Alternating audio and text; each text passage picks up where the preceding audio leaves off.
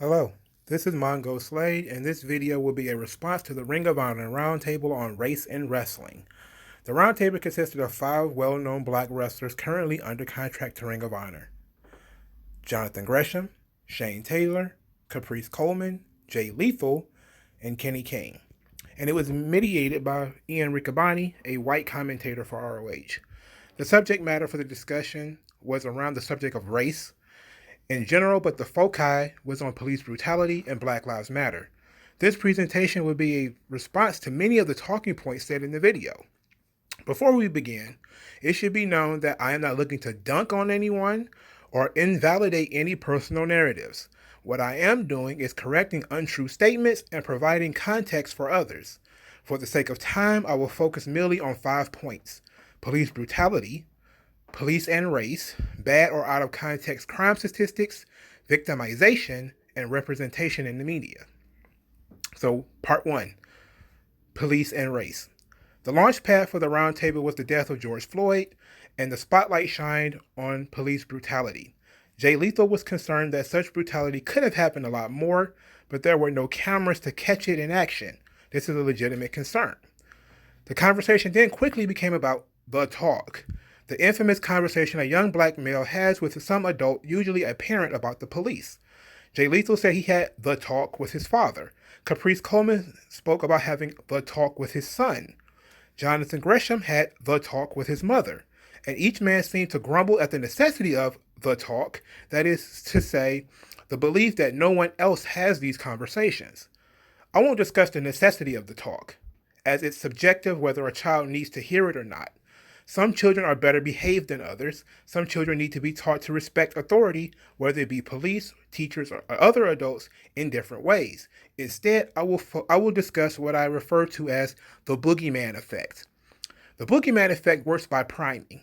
An individual associates potential death or harm with the police. For those who don't know, priming is a psychological concept regarding association between words and memories. For example, the word doctor might be associated with medicine, nurse, hospital. So when someone speaks of seeing a doctor, we naturally assume something might have gone wrong, such as illness or injury. Police are no different. The word police is associated with law, arrest, and jail. But the talk elevates this priming mechanism, adding death, pain, and threat to the list of associations. Following this, the police essentially become a boogeyman in certain communities. But what is a boogeyman? A boogeyman is essentially a mythical creature utilized by parents to control a child's behavior. Typically, you will hear the "you better be good" or "the boogeyman will get you" as a threat to small children, who are naturally inclined to have fear of the dark, weird, and unknown. The threat of the boogeyman looms large, in most cases inducing fear, paranoia, and increasing stress. So what black parents do inadvertently is add levels of stress and paranoia into the lives of their children. As we know, the human mind has a system dedicated solely to dealing with potential threats. It is called the fight or flight system. Dealing with the police can be a stressful scenario. Some of us meaning black people, do not take it well. Therefore, you often see black people give in to their natural urges by either attempting to flee or fight the police. Unfortunately, both of these situations are unworkable. The police will not allow you to flee, they will simply pursue, making whatever crime or citation you were initially stopped for much worse. Fighting is even worse, as you risk bodily injury and death when they retaliate with force. In other words, in dealing with the police, our natural responses often escalate the scene. My suggestion would be to cease priming children in this way, telling children tall out of context tales of police brutality, using the police as a weapon against others, i.e. threatening to call the cops for small wrongdoings and disagreements, all help prime children into fearing the police and thus increasing their stress levels when police are present. You may say to yourself, "Mongo, you're talking out of your ass. Ain't nobody that scared of the cops." To that, I refers back to the roundtable. Caprice Coleman, who is an ROH commentator, claims his 15-year-old son is afraid to go outside because he doesn't want to be hurt or killed, presumably by the police. Basketball icon LeBron James claims on Twitter that the police were out hunting black males. Listen to any rap album or read any academic book written within the last 30 years, and you'll hear similar tales. The cops are out to get us, i.e. Michelle Alexander's work, The New Jim Crow, is heralded as a classic book, and her thesis is clear. The criminal justice system, including the police, is racist and out to get you. If you prefer hard data, Pew Research Center suggests 38% of blacks have a cold or negative view of the police, 30% have a positive view, and 28% were unsure. Of course, priming your children with cop fear is all a personal choice, and some people believe this type of priming is useful due to the prevalence of police brutality. So let us discuss that next. Part 2, Police Brutality and the Chinese Robber Fallacy. Police brutality is a hot-button issue in the United States and is a real concern. Day after day, one can find videos of police officers acting aggressively towards individuals, either striking them, choking them, or threatening them some other way. This is deeply disturbing and something we can and should have conversations about. However, what is the true prevalence of this? We just discussed how black families often turn the police into boogeyman, creating paranoia, stress, and fear, but is it necessary? Let's talk about the scariest part first. The cops do carry guns. According to Pew Research Center 2017, only 27% of police officers have ever fired their weapon on duty. The study was conducted with an N, which is the population of the individuals surveyed, of 7,917 officers, representing 54 police and sheriff's departments. So it is not likely most people will get shot by the police. But an absurd number of people get shot by the police, you say? Yes, they do. The Washington Post claims to keep a running tally of civilians killed by police since 2015. Furthermore, they boast of their statistics as more accurate than the FBI due to the data reporting being voluntary for police officials. So let's use those to discuss the subject, shall we? Washington Post suggests that since 2015, 1,302 blacks have been killed by police, compared to 2,497 whites. An astute thinker will suggest we use per capita, which argues that blacks are killed at a rate twice that of whites in proportion to their population. This is all true. Aha! That's the proof the police are hunting blacks, you might be thinking. There is no other reason to explain it. Wrong. Now, this is the part where I start to lose friends, because the officer-involved shootings of blacks is mostly due to higher than proportionate rate of criminality. I'll save my breath in the discussion of subject of black on black crime or intraracial crime, but it's clear one specific demographic of people engage on higher than average levels of violence in our society. So instead of throwing statistics at you, I'll break down things even further. Imagine a triangle, a big triangle, one where the end point points towards you. Fill in the following variables: race, gender, age, employment, education, family dynamics, and mental health. Mental health is added because according to the American Psychological Association in 2019, 37% of people in prisons have a history of mental illness. A history of usually means a diagnosed mental illness that the state knows of. These 7 dynamics are very important. If one were to do research, he would find that the average criminal in the United States to be a black male, 16 to 24, unemployed, high school dropout, who comes from a broken home and likely has some type of undiagnosed mental illness. Of course, one who ticks all of these boxes is quite the rare bird. What is true for a black male with all these other variables is that it's also true of whites and Hispanic males as well. Young men without jobs, no solid home life, and no education turn to crime. And you may say, if that is the case, then you have to explain why mostly black males are shot by the police. Sure, because there is one variable missing: location. According to the Bureau of Justice Statistics, in the year 2000, most crimes take place in urban areas, which account for far more crime, especially violent crime, than suburban or rural areas. When one takes into account the population of urban areas, which are more populated by mostly blacks. According to the 2000 census data, 60% of black Americans live in just 10 states: New York, Georgia, Florida, Louisiana, Michigan, California, Texas, Maryland, North Carolina, and Illinois. In 2010, 60% of black Americans still lived in only 10 states, but there were some migration. The 10 states now are New York, Florida, Texas, Georgia, North Carolina, California, Illinois, Maryland, Virginia, and Ohio.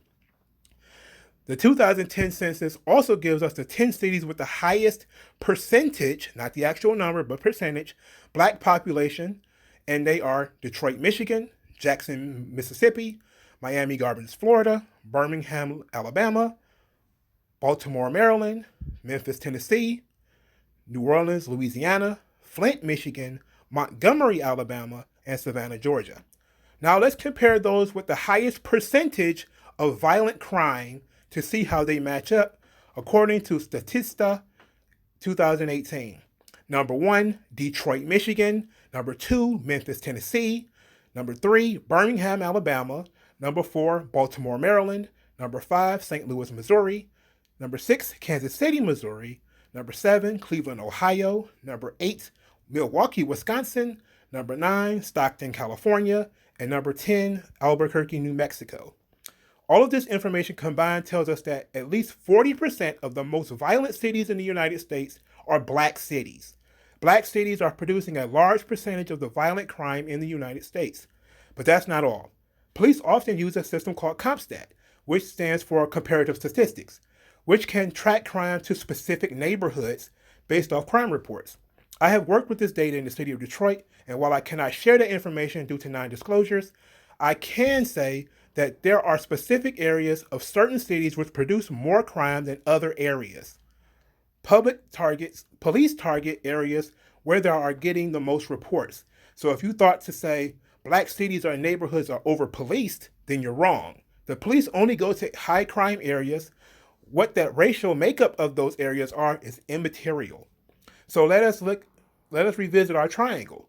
Our most likely criminal would be black, male, 16 to 24, unemployed or quote-unquote underemployed, with no formal skills or education, coming from a broken home, suffering from an undiagnosed mental illness or health concern, and living in an urban area. It's not just about race. There are other variables involved. Criminal justice researchers often quote-unquote control for these variables to dilute their effect, and experiments with the real world isn't an experiment. Real people have real problems. Ian Riccaboni, the moderator of the discussion, attempted to use statistics to prove that the United States is systemically racist. And I've already slashed that argument, but completely ignores crime rates and individual behaviors and circumstances to focus on race.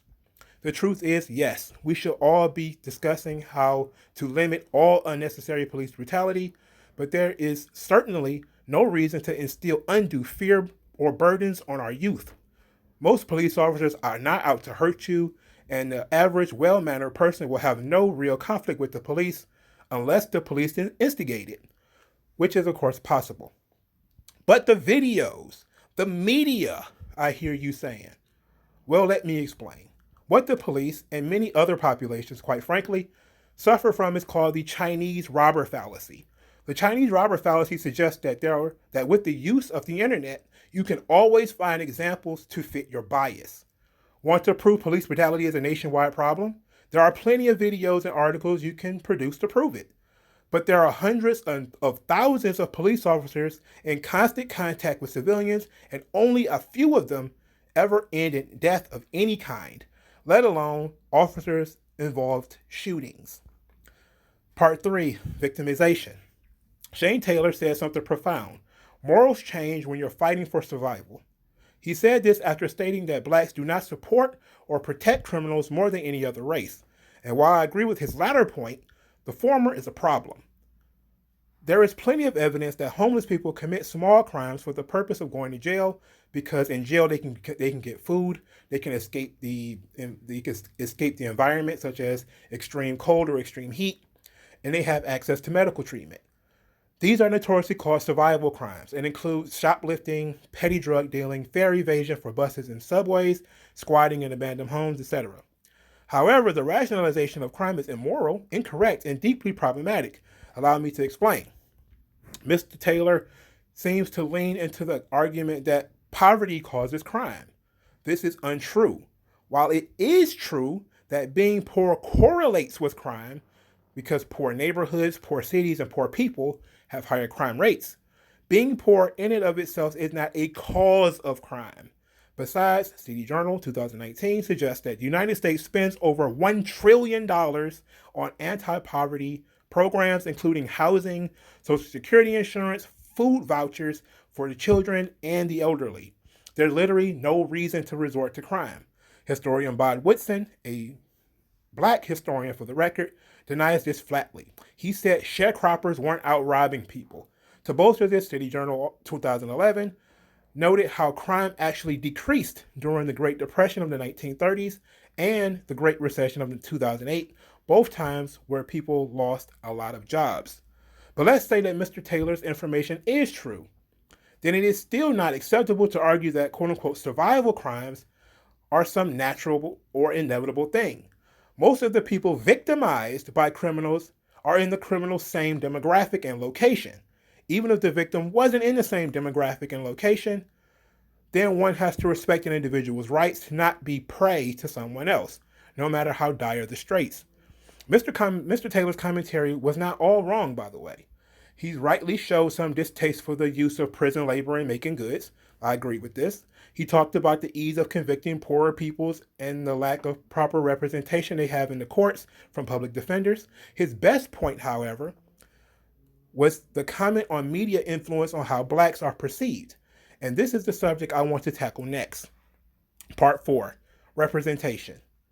One of my favorite books is The Assassination of the Black Male Image by Earl O'Farrill Hutchinson. In the book, Hutchinson discusses how the media discusses crime in black neighborhoods, invoking death and violence, and how the media vilifies black males in particular as violent brutes and rapists, or as he puts it, the black man is America's universal boogeyman.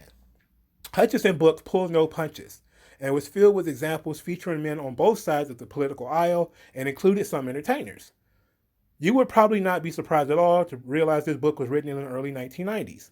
Of course, in the near 30 years since the book has been written, we've seen this presentation explode even more, even as some people claim to be fighting for the rights of blacks. Hutchinson's book is important and seemingly evergreen. You can still see the playbook being used today. That said, the image of blacks has changed quite a bit in the media, but we seem to hamper our own cause. If you are so inclined, you could find over a dozen articles discussing how heroic Bill Cosby was. The Cosby Show was said to be the first black sitcom where the black family was intact, not struggling to make ends meet, and showed black people as three-dimensional characters. Many of those same people lambast Bill Cosby today. And many of those thought he walked on air just a few years prior. Cosby was definitely concerned about image, as was Martin Luther King Jr., Malcolm X, and a great many other black men who were concerned with forwarding the momentum of blacks. Cosby created TV shows and the image that he wanted to send out into the world, and for a long time was a standard bearer in entertainment. Cosby criticized others when their image of blackness contradicted his own, and took those tongue lashings from Richard Pryor and Eddie Murphy, much to everyone's delight. Black people collectively chose Pryor's rawness and uninhibited stylings to the more milquetoast Cosby. This would continue for decades as Cosby grew older and got more quote-unquote conservative. In the 2000s, you had high-profile academics like Michael Eric Dyson defending thug culture and writing books attacking Bill Cosby and quote-unquote respectability politics. Anyone who dared complain about the violence and vulgarity in rap music or black film was dismissed as acting white, the umbrella term which has grown exponentially in the last few years. For instance, did you know that being on time is white supremacy now? Many people, Hutchinson included, proclaimed at the top of their lungs that blacks aren't in control of their own imaging, that they don't control the music industry or the film industry, therefore they can't be in control. Rapper Too Short, known for such ditties as Blowjob Betty, claimed he wanted to be a more conscious MC. He wanted to write more songs similar to his Life Is Too Short or The Ghetto, but he was told by his record label, Jive, to stick with the formula which brought him. In fact, Short claimed he made a deal with Jive executive Clive Davis. The deal was for Too Short to make the nastiest, raunchiest album he could, and then Jive would supply funding for his more socially conscious work. Short claimed he delivered on his end, and then Jive reneged. I'm inclined to believe this story, but only half-heartedly because since leaving Jive, Too Short has continued making raunchy songs, including songs like Shake That Monkey. Stories like Too Short's are commonplace. The excuses too numerous to name. However, in recent years, blacks have had more control over their own imaging, and it has not improved. Blacks have had their own TV networks and shows, their own plays, their own movies. Blacks have had their own magazines, their own musicians, and rappers have gone independent. Independent meaning without reliance on huge multimedia conglomerates. And the images of blacks have not improved. In a sense, one could argue it has gotten worse. Now that every child under the Lord's sun has a camera, we've been treated to the horrid underbelly of blackness in America. World star hip hop, which Shane Taylor mentioned by name, is a prominent actor in debasing black people. Anyone can upload 2 black women fighting in a McDonald's or 2 black women fighting in an airport, black boys stomping one another out nearly to death outside of a nightclub, some black boy or black girl being body slammed by a bus driver or a police officer or a teacher. The videos are endless. We're treated to black men being murdered on Facebook Live, gang threats posted all over Instagram. It's getting worse. Most of the time, this content debasing blacks is produced by blacks for the entertainment of blacks. Fight videos are supposed to be funny, and you better not call them ghetto or call them thugs or goons, then you'll be called a coon or a sellout. Quote-unquote authentic blackness in the United States is equated with ignorance and negativity. Recently, the National Museum of African American History and Culture decided to post its decree to anti-racism, which rebukes such colonial thinking as rational or objective thinking, self-reliance, the emphasis on science, and the nuclear family. One can accept that blackness means the opposite, that blackness is irrational, dependent, ignorant, and their families are naturally broken. Tell me it's whites controlling the narrative again. The facts are this. While it sounds good that fictional depictions of blackness as middle class, stable, and thriving will change perceptions, reality, or the perception of reality, will torpedo that positive image every time. It doesn't matter how many Theo Huxtables or T'Challa, King of Wakanda, you create, the Pookies and Tyrones of the inner city will still have their mugshots posted online, their fight videos will still get views and go viral, and people will know the difference between fiction and reality. Academics, especially black ones, are making excuses for black criminality, excusing immoral behavior, and just plain old lying to the public. I saw it as my duty to correct as many of these errors as I possibly could. Number 5, the wrap-up. The Ring of Honor Roundtable on Race discussed many different subjects, but this video would have been far too lengthy to discuss every nook and cranny. I decided to lean into the most recurring arguments which appear in these quote-unquote Black Lives Matter pieces. To be honest, the subject of Black Lives Matter itself wasn't even broached here. The facts just aren't on their side. And to be honest, one really wanted to, you could go to Black Lives Matter website and find out what they really fight for.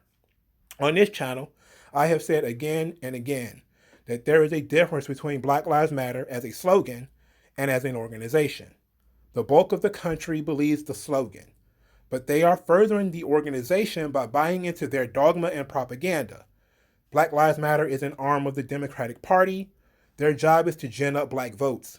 One of the founders openly admitted to being a socialist, well, a Marxist, as if there's a difference, and their website touts their desire to destroy the black family structure.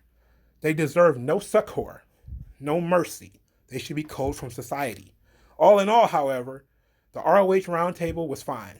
It was heavy on melodrama, but all race discussions are, and my video was just a companion piece to their discussion. This has been Mongo Slade. Thank you for listening.